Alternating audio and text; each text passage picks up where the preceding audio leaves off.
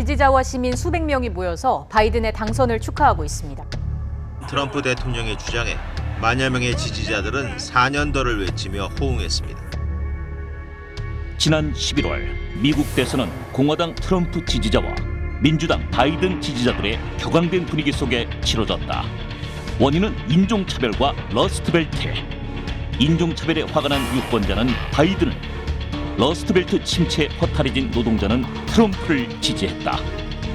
이처럼 미국이 둘로 쪼개진 양상은 과거 노예제 갈등으로 촉발된 남북전쟁을 떠오르게 한다. 이번 주는 미국이 남과 북으로 갈라져 본격적으로 전쟁을 시작하게 된 섬터 요새 전투에 대해 이야기를 들어본다. 전쟁 없는 세상을 꿈꾸기에 전쟁을 연구합니다. 뉴스멘터리 전쟁과 사람. 안녕하세요. 허준입니다. 안녕하세요. 강민지입니다. 2021년 새해가 밝았습니다. 지난 2020년 코로나19 때문에 전 국민, 전 세계인들이 힘들어했습니다. 2021년에는 코로나도 없고 전쟁도 없는 한 해가 됐으면 좋겠습니다.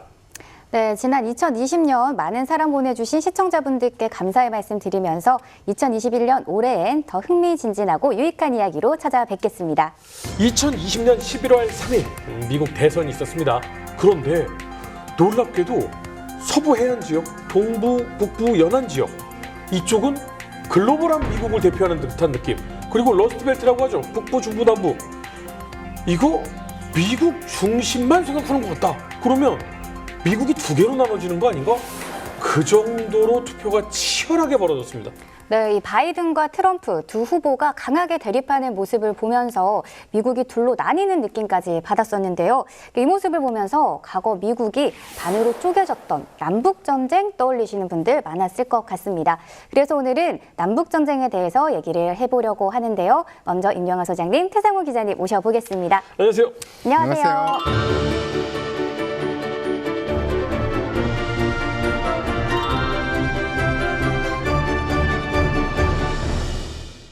네, 박사님, 우리가 흔히 이 남북전쟁이 노예제도 때문에 일어났다라고들 알고 있는데 이 사실인가요?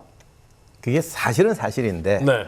보통 그렇게 말씀드리면 그러니까 노예 개인을 해방하기 위해서 일으킨 전쟁이다로 이해하시거든요. 네네. 근데 그 이슈는 굉장히 그 일부분이었고 전체적으로는 미국이라는 이 역사에 없던 이상한 신생 국가의 국가 체제, 경제, 사회를 둘러싼 전쟁이었는데 요 모든 문제에 노예제가 개입이 돼 있어요. 그러니까 사실은 국가 체제를 둘러싼 전쟁이에요. 네. 그 이해관계를 두고 방식이 달라진 거죠. 노예를 해방시켜서 임금 노동자로 쓰는 것이 더 이익인 게 북부. 아니 우린 그대로 노예제도 유지하면서 노예를 쓸 거야 라고, 그게 유리해라고 하는 게 남부. 그러니까 노예의 인권이나 뭐 이런 거를 생각해서 풀어주는 것보다는 여러 가지 이해타산이 섞여 있었다라고 저희가 배웠었는데 네. 남북 전쟁 이전의 남부 뭐 당연히 노예제도를 유지하고 있었죠. 그렇죠. 남부는 계속 노예제를 지속하고 있었고 그럴 수밖에 없는 게 남부는 공업 자체가 5% 정도밖에 안 됐어요. 그 공업도 대체로 그 목화 농장하고 관련된 산업이기 때문에 그 목화랑 관련이 있어요. 그러니까 이 큰 틀을 깰 수가 없는 거죠. 저 갑자기 궁금해서 그러는데, 그러면 지금의 미국은 민주당 공화당이잖아요? 그러면 그 남부 쪽에 그 어떤 그 지지와 뭐 이걸 받았던 것이 공화당, 그리고 동부와 서부의 지지를 받았던 것이 민주당, 이렇게 되는 건가요? 아니요. 그때는 좀 달랐어요. 그때는 다르군요. 다르죠. 네네. 사실은 공화당이 그때 생긴 게 아니고 서부 쪽에서는 또 이게 남부하고 좀 달라갖고 약간 이제 중도로 가는 거예요. 그러니까 남부에 있는 극단적인 사람들이 보면 너 왜 이게 선명하지 못해? 이래서 줄 똑바로 서. 예, 그래서 분열이 돼버립니다. 민주당이 두 쪽으로 나뉘어요. 서부 민주당, 남부 민주당. 그리고 이런 사람, 특히 북부 쪽에 있는 사람들이 대거 나와가지고 공화당을 만들어요. 그러면서 이제 또 정계가 새로 분열이 돼요.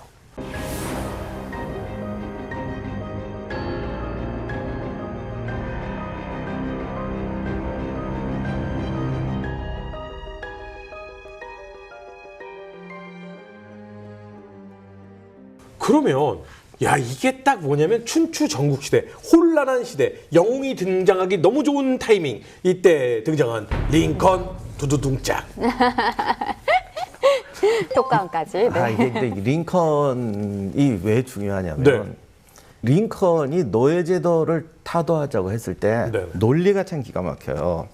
열심히 일해도 성공할 수 없는, 그러니까 억압받는 빈민층, 사다리 끊어진 빈민층이 될 것이다. 결국 노예제도라는 거는 노예의 문제가 아니라 국민 전체의 삶의 문제다. 그리고 노예를 탄압하는 것은 우리 국민 전체를 탄압하는 것이며 가난한 나와 우리 이웃에게 멍해를 씌우는 것이다. 새로운 이민자가 오는데 걔들을 탄압하고 그럼 결국 망한다. 나를 탄압하는 것이다. 이렇게 네. 가죠. 링컨이 이런 연설을 참 잘해요. 근데 이제 노예 문제로 이제 민주당이 분열하고 남부 서부 민주당이 분열하고 민주당 대통령 후보가 둘로 표를 나누게 되고요. 링컨이 겨우 40%를 득표했음에도 불구하고 민주당의 분열로 인해 대통령으로 당선이 됩니다. 링컨이 대통령이 되면서 어떤 일들이 벌어지나요? 그러니까 남부는 이게 억울한 거예요. 우리가 이긴 싸움인데 네. 이렇게 됐다 그래서 그게 명분이 되죠. 그래서 이제 탈퇴를 시작합니다. 연방 탈퇴를 시작합니다. 근데 당시 이게 역사의 아이러니인데 어떻게 보면 시민민주주의가 당시 전 세계에서 제일 발달한 나라가 미국이에요. 그런데 이게 미국을 분열시키고 싸우는 제도가 돼버린 거예요. 그래서 이게 연방을 탈퇴를 시작하면서 결국 이 연방제라는 게 뭐냐라는 데는 본질적인 질문이 떨어져요. 미국이란 나라는 빈 땅에 개척해서 만든 주기 때문에 이 주에 대한 어떤 개념이 정말 커요. 네. 연방 정부가 지역 경제를 파멸로 몰아넣고 주민들의 생명을 위협하는 결정을 내릴 수 있느냐? 그리고 정말 그런 결정을 내렸다면 우리는 주의 입장을 따라야 되느냐? 연방 정부에 우리의 목숨과 삶을 맡겨야 되느냐? 이런 문제가 터진 거예요. 연방 탈퇴는 아무래도 농장이 많았던 목화 농장을 많이 했던 남부 쪽 탈퇴가 많았겠죠. 1861년 2월에 연방을 탈퇴한 이 주들이 남부 연합을 또 구성을 하죠. 심지어 대통령이 2명이 생깁니다. 아, 남부 대통령을 뽑아요? 이 북부 대통령이 하나 있고 남부 대통령이 1명이 또 생기는 거예요. 그래서 북부는 잘 아시는 제임스 부캐넌 네. 대통령이 지금 있는 거고요. 그리고 남부에는 제퍼슨 데이비스라는 대통령이 또 선출이 돼요. 국가명도 다르죠. 그러니까 저쪽에는 연방이고 여기는 연합이에요. 연합, 남부 연합. 그래서 여기서 되게 재미난 게요. 미국 대통령의 이 역대 이 실수 중에 10위 안에 드는 실수들이 있어요. 네. 그 중에 1위가 뭔지 아십니까? 1위요. 예, 1위요? 대망의 1위. 어... 빌 클린턴의 루인스키 사건? 아, 그거 아닙니다. 예. 최악의 1위 사건은 네. 이 남북전쟁 당시 제임스 부캐넌 대통령이 남부주들의 연방 탈퇴를 이 막기 위한 노력이 그렇게 잘 이루어지지 않았다. 그게 1위예요. 그 수많은 이 미 대통령들의 실책을 다 제끼고 이 사건이 그만큼 컸다는 그렇죠. 거죠. 남부에서 탈퇴할게요. 그러니까 바이바이 이렇게. 왜냐하면 수 이때 없네. 뷰캐넌은 그 정도가 아니고 정말 희한한 말을 남기는데 이때 뷰캐넌은 이제 다음 선거는 링컨이 됐고 네. 남아있는 그 기간이었거든요. 네. 그래서 막 탈퇴를 시작하니까 연방 탈퇴는 잘못하는 거다. 이건 미국에 대한 반역이다. 네. 근데 뭐 우리가 강제로 어떻게 막진 않겠다. 뭐 이렇게 넘어가요. 탈퇴를 이제 했으니까 그러면 노예제도에 찬성하는 쪽과 반대하는 쪽이니까 뭐 붙어서 이기건 아니면 그냥 우리 다른 나라 하자 뭐 이런 상황이 되는 건가요? 1861년 2월 9일 알라베마주 몽고메리를 수도로 둔 남부 연합이 결성이 됩니다. 2월 18일에 이 데이비스 대통령은 남부 연합 대통령으로 취임을 하죠. 대통령 둘이에요. 네. 이제 붙거나 아예 정말 빠이빠이 하거나 이렇게 되는 거잖아요. 그렇죠. 근데 이게 안 붙을 수가 없는 사건이 네. 터진 게 연방 재산이라는 게 있어요. 하나의 나라였잖아요. 그런데 그 연방 재산은 모든 주에 있는데 이거를 이제 남부 사람들이 접수를 하는 거죠. 근데 그 중에 군대도 있어요. 그러네요. 근데 군대는 그냥 접수할 수가 없잖아요. 누구 말을 따를 거예요? 그러니까 남부 이제 민병대들이 만들어지고 네. 미국의 그 주둔해 있던 연방 군대하고 충돌하게 되는 거예요. 주민이 그쵸, 아니잖아요, 그쵸. 얘들은. 네. 그래도 그 주민에서 많이 뽑지 않았나? 아니 연방군은 그렇지는 아, 않았어요. 그렇군요. 예, 그래서 이제 사건이 터지는데 네. 그게 터진 것이 이제 스캐롤라이나 주에 있던 찰스턴 항구라는 데입니다. 근데 여기에 이제 썸토 요새라는 요새가 있었고 거기에 연방군이 주둔하고 있었습니다. 이게 인공섬이라며요. 예, 아, 그래요? 아, 그 찰스턴 항구를 지키려고요? 맞아요. 예, 그 일단은 옛날 이 대포들이 사정거리가 한정이 돼 있습니다. 네. 그래서 이쪽 만과 이쪽 만에서 포격을 해도 이게 가운데로 가면 안 닿는구나. 가운데 가면 안 닿는 거예요. 그래서 가운데에 인공섬을 하나 세우면 이제 다 사정거리에 둘 수가 있는 거죠. 그런 식으로 인공적으로 축조된 요새가 바로 섬터 요새가 되는 겁니다. 그러면 이 이유 때문에 이 자리의 중요성 때문에 남군이 이걸 무조건 뺏으려고 한 건가요? 남부의 입장에서는 사실은 독립을 했잖아요. 네. 그러면은 북부랑은 다른 나라가 된 거죠. 다른 국가지. 게다가 네. 적성국이거든요. 네. 우리 제일 중요한 항구에 적성 국가의 군대가 주둔해 있어. 이게 지금 남부에서 그쵸. 생각하는 현 상황이었던 거죠. 네. 그래서 남부연합 정부가 이 썸터 요새를 접수하려고 하는데 그냥 나가라 이런 수준이었나 봐요. 그런데 군인은 군인이잖아. 그렇죠. 우리는 못 나가 그리고 버티기 시작하면서 오. 이제 충돌이 시작되는 거예요. 찰스턴 항을 반드시 지켜야 되는데 뭐 썸터 요새 요렇게 정말 항구를 봉쇄할 수 있는 거거든요. 네. 그러니 양보 못하지 남부는. 이 로버트 앤더슨 소령은 이 썸터 요새의 지휘관이거든요. 근데 사실은 처음에는 썸터 요새에 없었어요. 1860년 12월에 이 약 80명의 병력과 함께 이 모추리 요새라는 곳에 주둔해 있었습니다. 네. 썸터 요새 건너편인데 미국에서 제일 중요한 항구 중에 하나를 지키는 총 병력이 80명이었던 거예요. 네네. 80명이 다 전투 병력이냐? 그것도 아니에요. 80명 중에 군악대가 또 포함돼 있었대요. 그러면 이제 북부군이 또 지원병을 보내야 되는데 네. 당시 미군의 총병력이 16,000명밖에 안 돼요. 총병력이요? 네. 그러다 보니까 썸터 요새를 어떻게 구원할 병력이 없는 거죠. 자, 앤더슨 소령의 병력들이 썸터 요새로 이동하자마자 이 지역 민병대가 안 되겠다. 얘네들이 이제 이 요새를 포기할 생각이 없고 그냥 여기서 저항을 하려나 보다. 네. 그럼 우리가 이 친구들을 항복을 받아내야겠다. 그리고 이 박혀 있는 못을 빼내야겠다라고 이 결심을 하게 되죠. 그래서 12월 28일 사우스캐롤라 주 내에 있는 모든 연방군 병력들은 이 떠나라고 통보를 합니다. 그리고 이 사우스캐롤라의 민병대는 바로 실력 행사에 들어가죠. 네, 그러면은 그 섬터 요새에서는 결국 본격적으로 이제 전투가 시작이 되는 건가요? 예, 1861년 1월 썸터 요새는 6,000명의 무장한 민병 대원들한테 이 포위가 되죠. 압도적이다. 예. 이 북부의 대통령은 보급선을 보내서 병력과 식량을 보충시키려고 합니다. 하지만 이 보급선이 이 썸터 요새 근처로 오자 이 민병대들이 남부 민병대들이 이 포격을 시작을 했고요. 문제는 뭐냐? 앤더슨 소령은 썸터 요새가 직접 포격을 받지 않는 한 절대 반격을 하지 말라라는 명령을 받았고요. 그거를 철저히 이행을 했습니다. 그래서 보급선을 도와줄 수 있는 그 어떤 것도 없었던 거죠. 왜냐하면 인명살상이 나면은 이게 감당이 안 돼요. 그 다음부터. 그러니까 다들 전쟁이라고 전쟁 불사 뭐 이렇게 말은 하지만 가능한 한 첫 번째 뇌관은 안 터뜨리려고 하는 거죠. 19세기 미국의 남부와 북부는 노예제를 두고 갈등의 골이 깊어지고 분열되기 시작한다. 1861년 3월 노예제를 반대하는 공화당의 에이브러햄 링컨이 대통령으로 취임한다. 연방 정부와 주 정부 사이의 갈등으로 남부는 연방에서 탈퇴, 남부연합을 결성하고 제퍼슨 데이비스를 남부 대통령으로 뽑는다. 1861년 4월 12일 남부 사우스캐롤라이나주 섬터 요새에서 남북전쟁의 첫 포성이 울린다.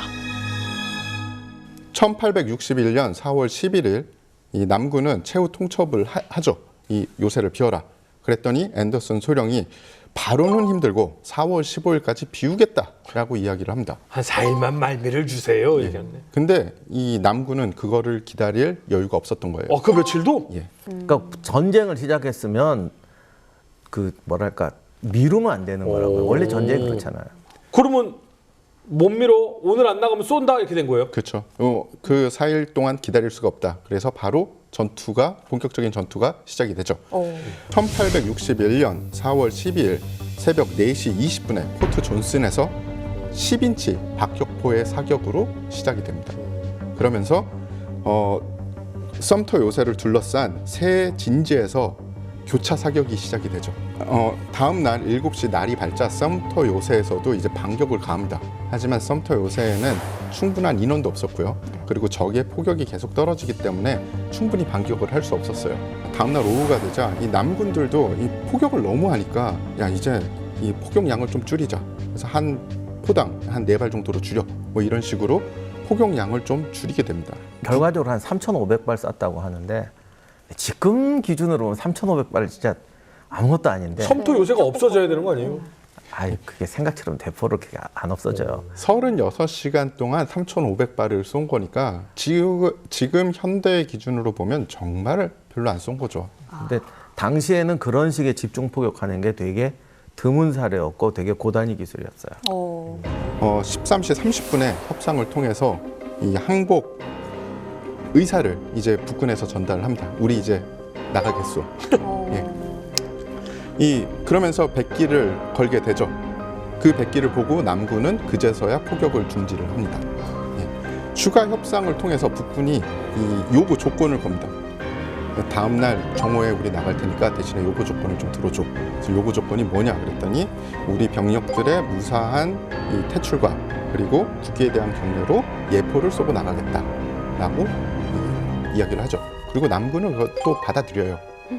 3,000발이 넘는 포탄을 쐈는데 그 80명 중에 이 사망자가 한 명도 없었어요. 우와. 못 쏜 거예요. 아니 일부러 그런 거예요. 이 미국 사관학교 교리에서도 이 사건을 두고서 되게 분분한데요. 의견이 기적이다. 첫 번째는 기적이다. 두 번째는 형편이 없었네. 포격술이. 이렇게 두 가지로 분분하게 나눕니다. 그래서 다음 날 이 4월 14일 철수에 앞서서 이 예정됐던 국기에 대한 경례 그러니까 예포 사격을 하죠. 그래서 100발 정도의 예포 사격을 실시를 하려고 했는데 여기서 희한한 사건이 터집니다. 50발 정도 사격을 했을 때 이 포 옆에 있던 장약에 불이 붙어서 폭발을 해버려요. 그래서 3,000발의 사격에서 살아남았는데 이 예포를 쏘다가 병사 2명이 사망을 합니다. 아유 저런. 아유. 아이러니한 아이고. 일이죠. 그리고 이 일련의 모든 사건을 찰스턴 주민들은 꼭 불난집 구경하듯이 요트나 아니면 그 해안가에서 그거를 직관을 합니다. 어떻게 보면은 진짜 역사적인 순간을 본 거죠. 왜냐하면 남북 전쟁의 시작을 본 거거든요. 앤더슨 소령이 병사들과 함께 연방군 보급선을 타고 이 철수를 하고요. 남군은 썸터 요새를 접수를 하죠. 그래서 이 썸터 요새 사건은 되게 유명하고 그런데 이게 되게 아이러니인 게 기자님 말씀하신 것처럼 이게 지금 시작은 별 전투도 없고 굉장히 기사도적으로 끝났어요. 그래서 다들 남북 전쟁이 이렇게 벌어질지라고 생각을 못했죠. 그리고 우아하게 시작했지만 결국은 정말 피가 넘치는 전쟁이 이어졌고 결국 그래서 지금도 노예 해방의 아버지 노예 해방을 한 장본인은 링컨이 된 거잖아요. 네. 개인으로서의 노예제도 폐지했지만 노예제가 없어짐으로 해서 북쪽이 생각하는 이제 산업화의 길로 갔고 더욱이 중요한 것이 이제 그 소위 각 주라는 것이 연방제 안에서 틀을 잡게 된 거죠. 이걸 통해서 흔히 말하는 하나의 미국이 된 건데 미국에서는 링컨을 노예 해방을 시켜서 위대한 게 아니라 하나의 미국, 오늘날의 미국을 만들 수 있게 했다. 그렇지 않으면 분열됐을 것이고 유럽처럼 여러 나라로 쪼개졌을 것이다. 라는 것 때문에 링컨을 존경하죠. 네, 오늘 이 남북전쟁의 첫 전투로 알려진 섬토 요새 전투에 대해서 얘기를 들어봤는데요. 오늘도 이 두 분께 피가 되고 살이 되는 교훈 한 말씀씩 들어보겠습니다. 인간은 차별이라는 건 끊임없이 만들어냅니다. 근데 이것을 선제적으로 갈등이 극대화되지 않게 만드는 것. 그리고 인간이 현명한 방법을 찾아서 해결해 나가는 것이 우리의 인류의 영원한 숙제일 거예요. 저는 앤더슨 소령 이 사람의 이 감투 정신 그리고 군인 정신을 좀 생각을 해봤습니다. 자기 휘하에 80명뿐이었고 그리고 36시간 동안 3,000발이 넘는 포격을 당하면서도 이 국가가 세운 전략을 묵묵히 수행을 할 수 있는 군인이 그렇게 많을까? 그리고 군인은 국민과 국가를 위해서 희생을 해야 되고 그 희생을 국가가 잊지 않는 그런 나라가 아마 강대국이 되지 않을까 싶습니다.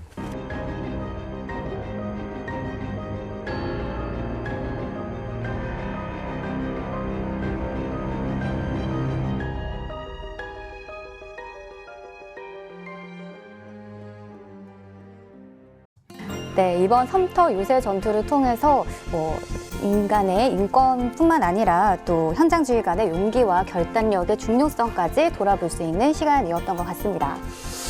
저는 조금 다릅니다. 이번 섬터 전투를 통해서 뭘 배웠느냐? 네. 의전 중요시 여기다가는 그냥 한 방에 간다. 의전이 중요하지 않다. 내실이 중요하다. 이걸 배웠던 것 같습니다. 다음 시간에는 좀 더 흥미진진한 주제 가지고 와서 여러분들과 이야기 나눠보고 싶습니다. 시청해주신 시청자 여러분 고맙습니다.